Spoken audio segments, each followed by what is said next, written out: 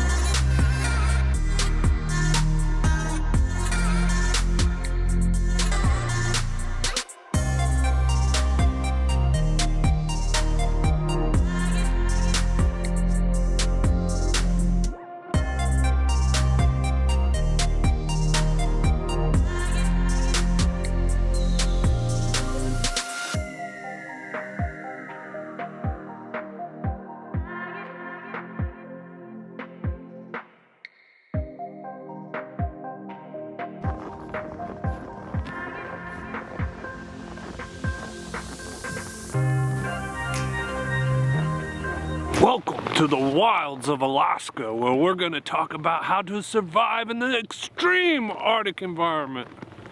Just kidding. We're in Seward, Alaska. We're doing our 9-month review of the Winnebago Revel. So we've had the unusual experience of traveling between the ranges of -40 below and all the way to the extreme of 95 degrees. So in our adventures so far over the last 9 months, we have seen a temperature swing of 135 degrees. And it has been perfect. We had one little issue, but it wasn't significant at all. So our biggest issue took place at -40 below zero with wind chill, and the DEF froze up on us. We weren't expecting that, but we were able to make it back down to -1 degrees, and our heating element caught up and thawed it out. So everything has been good. We haven't had any significant breakdowns. We've traveled so far across 4 states and 4 Canadian territories, going from Oregon all the way to Prudhoe Bay, Tuktoyaktuk, and to include Hawaii.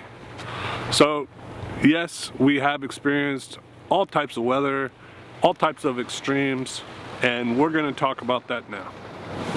In all of our travels, we have been putting the Revel to the test, and one of the most controversial things that we have done is add insulation to the back of the Revel. Now, did we need to add insulation? I would say that the insulation that comes stock is adequate for mild temperatures. When we added insulation to the back half of the Revel, the bedroom area, and behind the pantry, and a few other areas, to include the drawers in the kitchen, underneath the drawers. We haven't made it to the front part of the Revel yet, but we will do that. The reason why we are insulating the Revel is because we have extreme temperatures.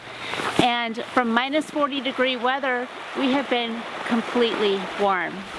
The acrylic windows have proven to be absolutely amazing, and that's one of the things that makes the Winnebago Revel 4 seasons.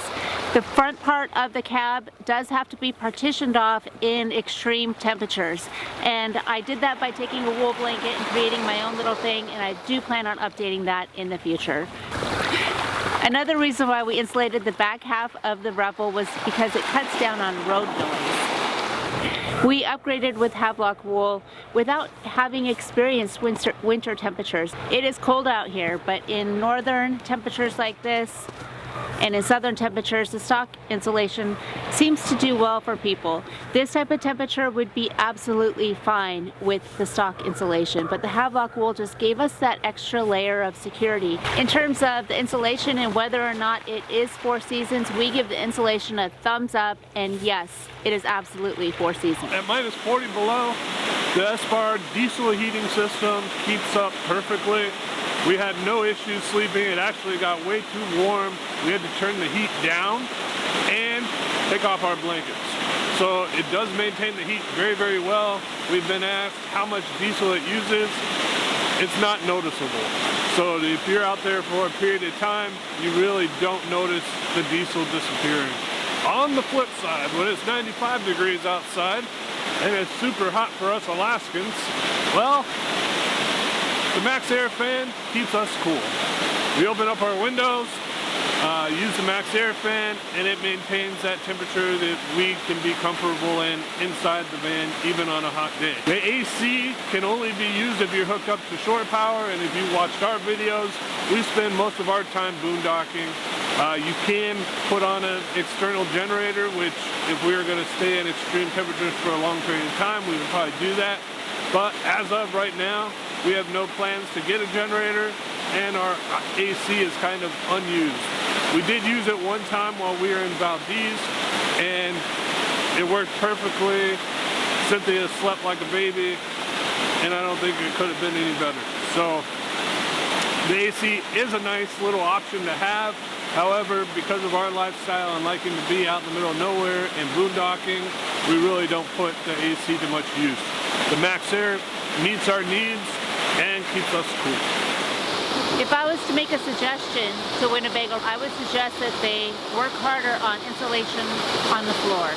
That tends to be a heat loss area, so we put carpet down for the winter time in -degree temperatures just to ensure that our feet stay nice and toasty and warm. Speaking of staying warm and toasty, the Espar heating system does use our battery power overnight. So we've had to get a little bit creative on how we conserve our power. During the summer, with the sunlight 24 hours a day, we have no issues with power consumption at all. We don't have to do anything special. We can stay out for long periods of time, and that's a lot of fun. But during the winter, it's a completely different story. We have very minimal sunlight. On the shortest day of the year, we had about 4.5 hours of daylight, and that really takes a toll on our ability to use solar. A couple of tricks that we've learned to do is when we're cooking or making coffee, we turn our engine on, and that allows our batteries to charge a little bit while we're cooking. We then turn it off, and typically when we wake up in the morning after running the Espar all night long, we're about 50% of our batteries left. The AGMs are holding up quite well, even though they're exposed on the underside of the van in these temperatures. We haven't had any issues with those at all.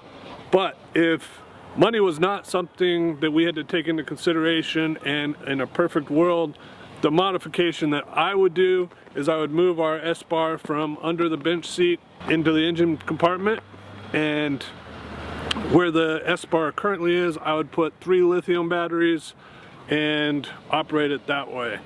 I think in the long run, it would make a big difference having the batteries inside the van. A lot of people ask us quite often how we utilize our water here in these extreme temperatures. We do winterize if it drops below 10 degrees Fahrenheit. The winterization process takes about 5 minutes. It's super simple, and it takes about the same to de-winterize. So if it drops below 10 degrees, the Revel might be able to handle it even colder than that, but we just don't want to test our water system to that extreme. We always carry our drinking water with us anyways, so the only thing that we're really missing out on is the ability to shower. We can still utilize everything else. We just pour our water instead of using the tanks inside the Revel. We do use our cassette toilet all the time, and our gray tank. So the only thing that we do, we add some antifreeze inside both the cassette toilet and the gray tank. The cassette toilet is a huge plus in this type of environment because we could simply pull over at one of the pit toilets and go ahead and dump. The one thing about the cassette toilet that I love is I don't have to expose my bum to minus 40-degree temperatures when I have to go pee. The other thing that I was concerned about with the cassette toilet was going number 2. And I was a little uncomfortable with that. I didn't want Jim to have to dump that. And then he actually showed me what it looks like when you dump the cassette toilet. It is all liquid. There's nothing in there that's actually gross or nasty when you dump it. So when he dumps it into a pit toilet or a regular toilet, it's just liquid, and that made me feel so much better. However, in these types of temperatures, I don't want to go outside. I don't want to use a porta potty. The cassette toilet has been a blessing to me. So 2 other common questions we get is, do we drive with our S-Bar heating system on? Well, yes and no. I say yes because if it's between 32 degrees and 10 degrees and we are utilizing our water tanks, then we have our S-Bar going so that it doesn't freeze up. We leave it on non-stop, and that allows our water to stay liquid and not expand. When it drops below 10 degrees, there's no point in us running the S-Bar while we're driving because we're winterized. The other question that we received was, did we do any damage to the van when the DEF tank froze? No, we did not. We did not keep it 100% full. If you had it overflowing, because of the expansion of DEF, when it freezes, it expands about 7%. We did not have an issue because it was not overfilled. So one of the things that we're going to attempt to do is we're working with a local company here, well, a local company in Anchorage who actually does insulation for the DEF tanks. And our plan is to get that DEF tank insulated so that on our future adventures in those kind of temperatures, we don't run into that same exact issue again. During our travels around Alaska, we have been stopped by many local Alaskans asking us about the Revel. And one of the things that really surprises me is that Winnebago Revel is not sold here in Alaska. And I think it is the perfect all seasons capability vehicle. So that is somewhat shocking. We often get stopped by snow machine enthusiasts who ask us how much the Revel tows, and it tows 5,000 pounds, so it can tow your snow machines without any issues. And it would be so easy to turn a day trip into a weekend trip. You can take your snow machines out, have fun during the day, go back to your Revel, have some coffee, a warm meal, and go out again. The other thing that the Revel is perfect for is skiing. You can hop from one ski resort to the next ski resort without having to get a hotel room, and as you know, hotel rooms at ski resorts are outrageous. The thing that we use it most for in the summer is fishing, and we can go out to our favorite fishing spots and spend several days out there, catch our limit, go back, have dinner, and go out and catch our limit again the next day. We don't have to throw up a tent. We sleep cozily warm. The other thing we like to do is come to places like Seward, Alaska. We can come to Seward, enjoy our stay here. We don't have to get a hotel room. We can park in a campground. We can boondock any time of the year. The Revel handles perfectly in all kinds of conditions. We do have the BFG KO2s, all-terrain tires. We've taken it obviously on the ice road. We've taken it in mud, in dirt, across rivers, with no issues at all so far.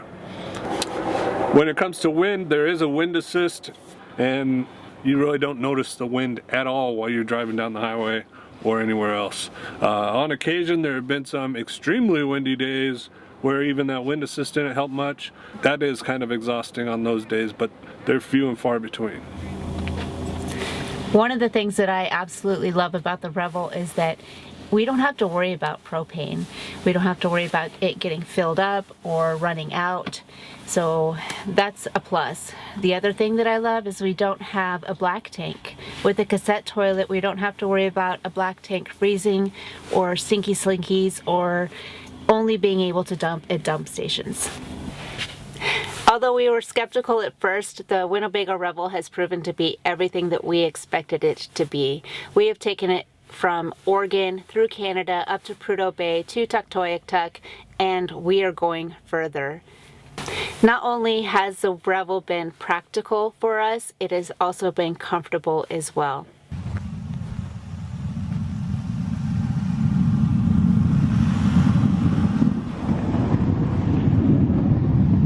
It was really nice having you with us today as we explored whether or not the Winnebago Revel is truly a four-season Class B camper. And as Alaskans, I think that at this point we have proven that it is. If you like this video, go ahead and hit that subscribe button and give us a thumbs up. Also, make sure that you leave us a comment in the comment section below. We love to hear from you. See you later.